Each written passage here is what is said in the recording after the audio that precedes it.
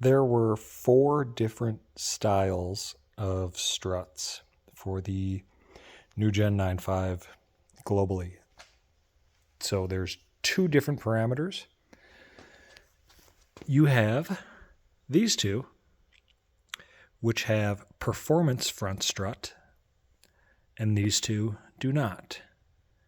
Then this one and this one have continuous dampening or electronic suspension, whereas this one and this one do not. So here, performance front strut, meaning that there is no bracket on the side where it bolts to the knuckle like this, because on these ones, the strut just slides right into the knuckle, and there's a pinch bolt that keeps it tight. However, the odd one, I would say, at least in the US, so this one we did not get in the United States.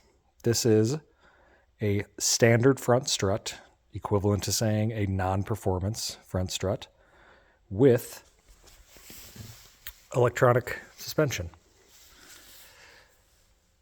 This is what you find on the 2010 and 11 in the US NG Arrows. Of course, there are some exceptions to this. The VIN is always the best way to do it, but good rule of thumb, here, performance front strut with continuous dampening. This is your 2010 and 11 9.5 Arrow. This one, performance front strut, because it doesn't have the knuckle brackets on it. It slides into the knuckle, and it doesn't have continuous dampening. This is your 2011 Turbo 6 all-wheel drive.